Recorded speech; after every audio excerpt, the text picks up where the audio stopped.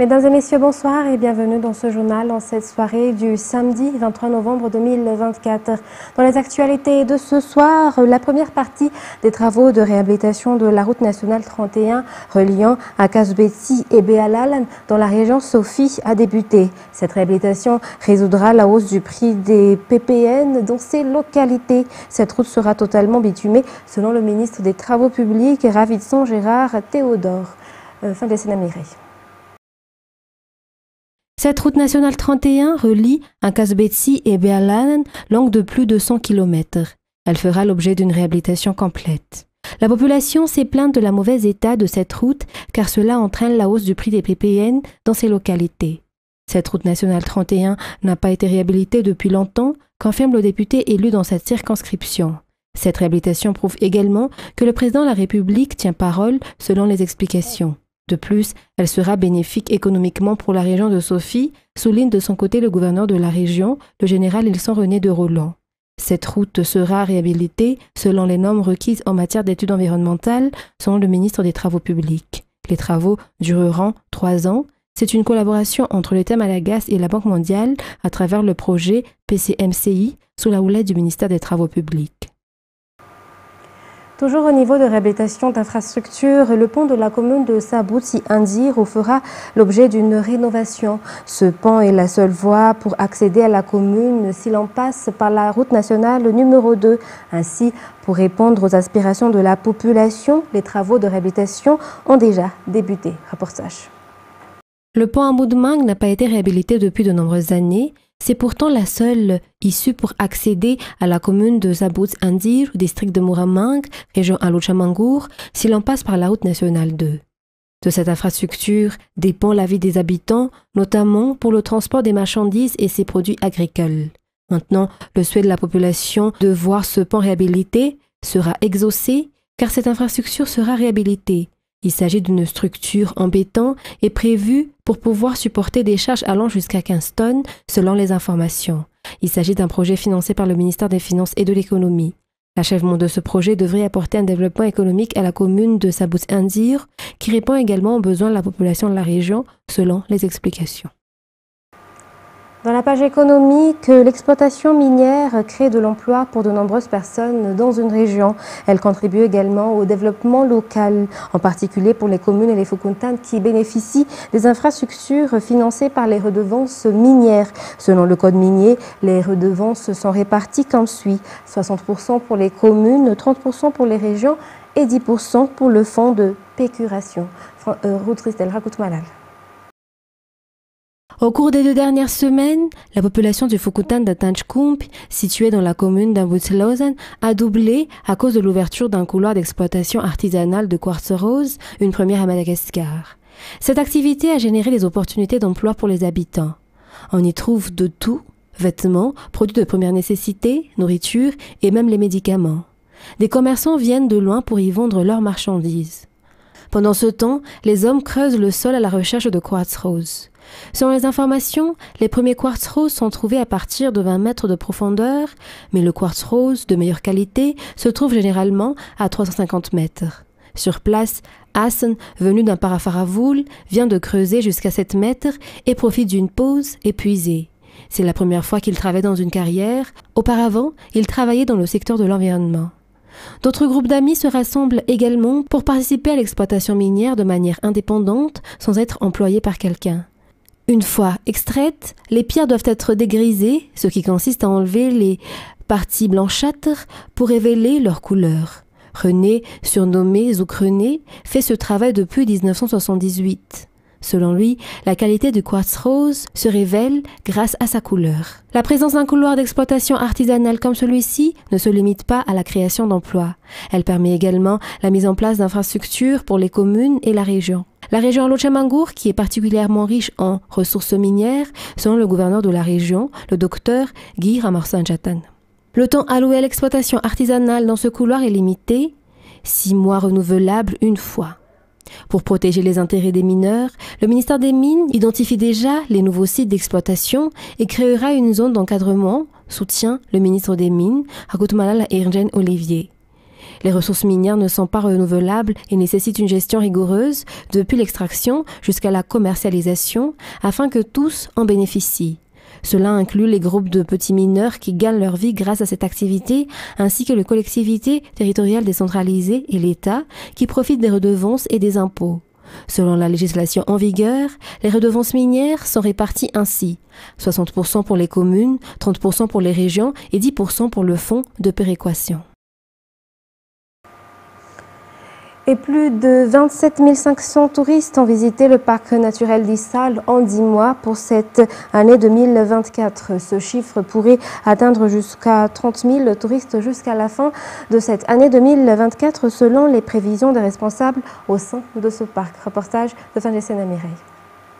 Depuis le mois de janvier jusqu'au mois d'octobre 2024, 27 500 touristes ont visité le parc d'Issal. Ce parc naturel est le deuxième site touristique le plus connu de Madagascar, après la petite île de Nustan'el. Le parc, situé vers le sud de la grande île, comprend un circuit dont celui de Namasa est le plus visité.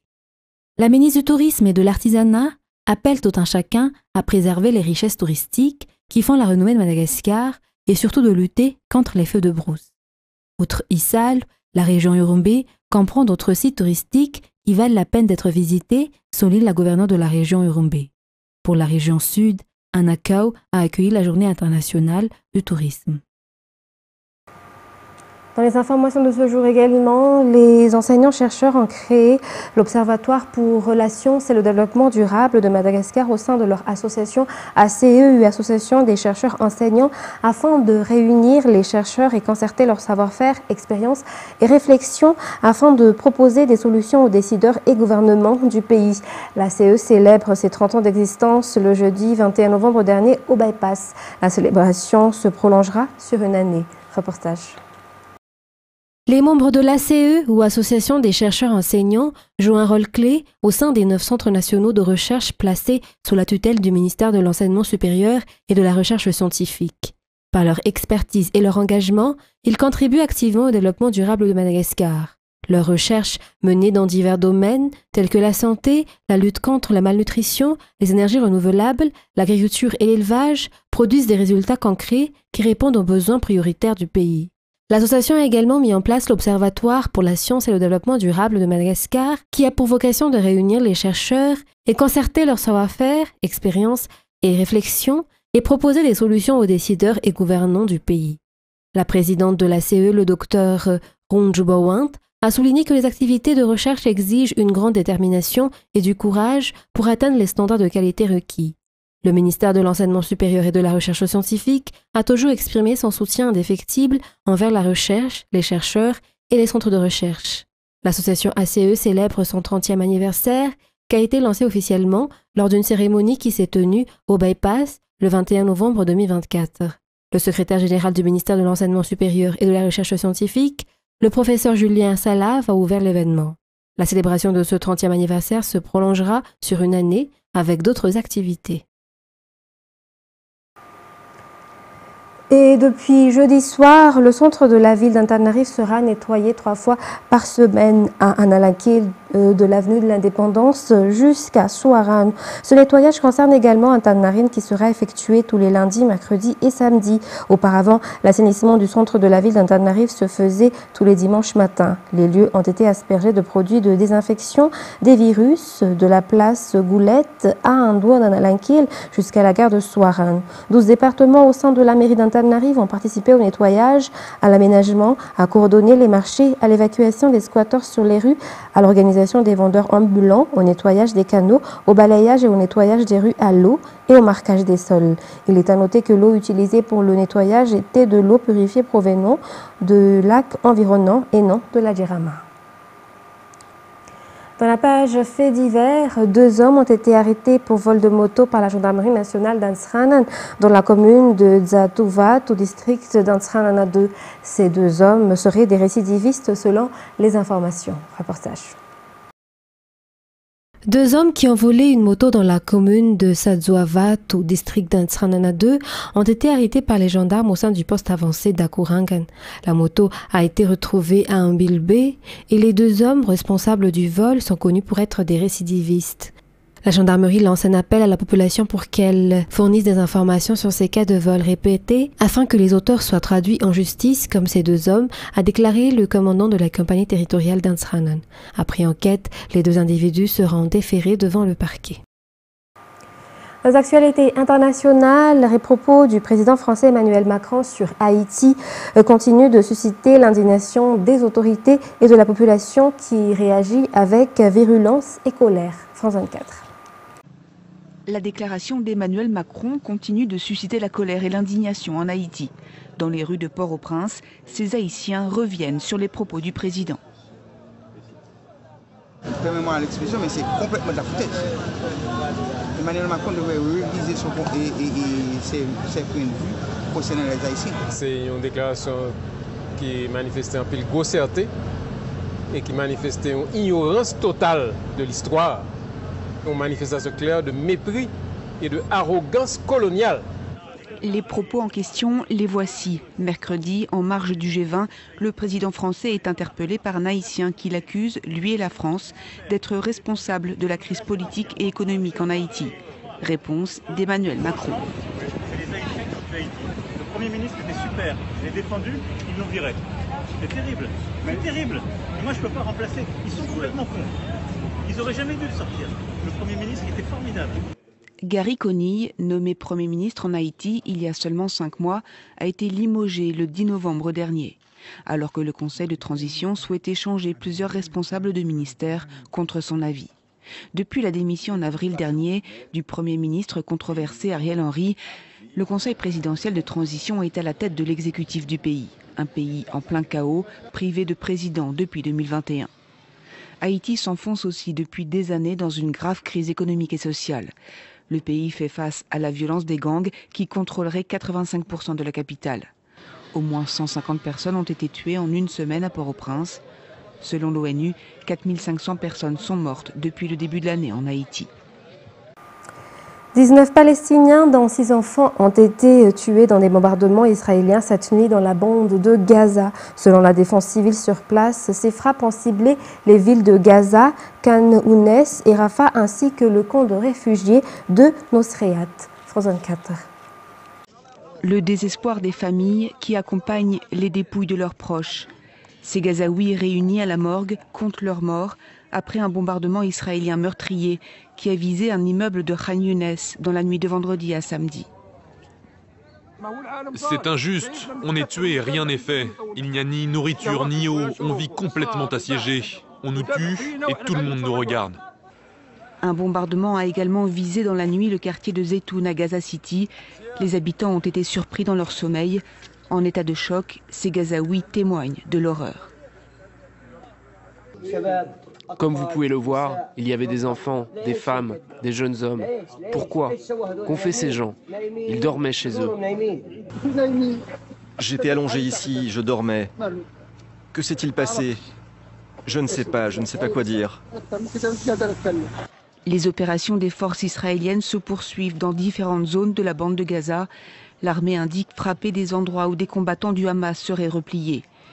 Ils sont encore une centaine d'otages retenus par le mouvement islamiste dans l'enclave palestinienne, dont le tiers serait probablement déjà mort, selon le gouvernement israélien.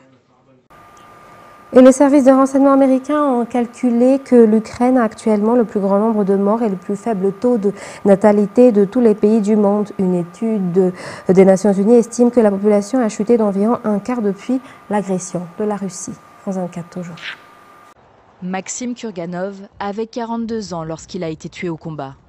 Il combattait pour l'Ukraine, dans la région de Koursk, en Russie.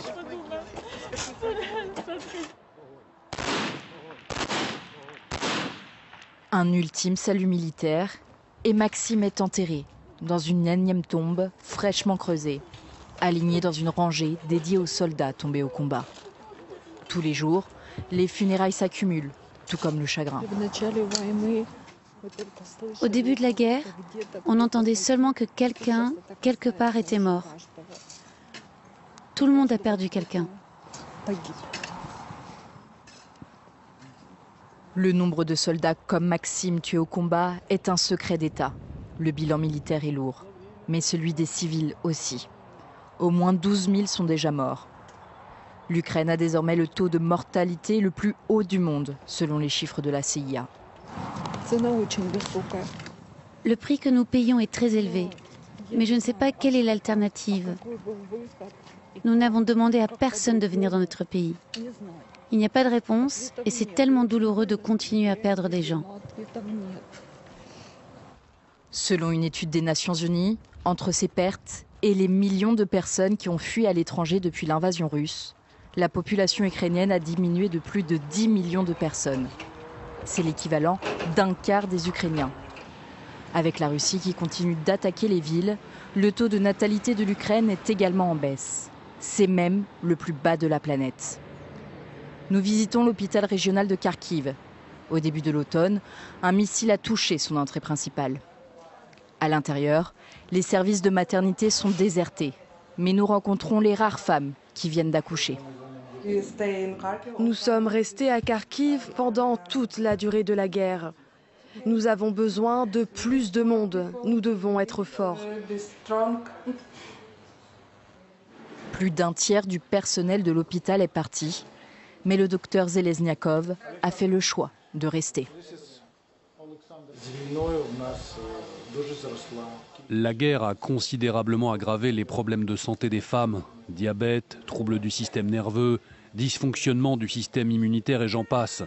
Ces problèmes entraînent souvent des naissances prématurées. En 2022, les naissances dans l'hôpital principal de la ville ont chuté de plus de 50%. La population a fui en masse.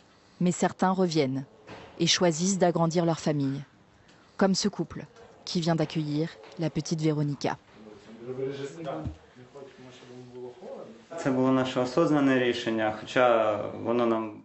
C'était une décision réfléchie, même si cela a été très difficile pour nous. Mais nous voulions un deuxième enfant et nous avons décidé de le faire. Si Dieu le veut, nous pourrons bien vivre ici, comme avant 2022. Vous avez l'intention d'avoir d'autres enfants ? Pas pour l'instant, mais peut-être un jour, peut-être quand il y aura la paix. Le docteur Zelezniakov espère que l'Ukraine connaîtra un baby-boom après la guerre, que le pays inversera sa spirale démographique descendante. Actuellement, le taux de natalité en Ukraine est d'environ 1 enfant par femme. Il faudrait plus que doubler ce chiffre pour ne serait-ce que maintenir la population, à condition, bien sûr, que la guerre prenne fin. Fin de ce journal, mesdames et messieurs. Merci de votre fidélité. Très bonne suite de programme sur Viva. Je vous donne rendez-vous demain. Au revoir.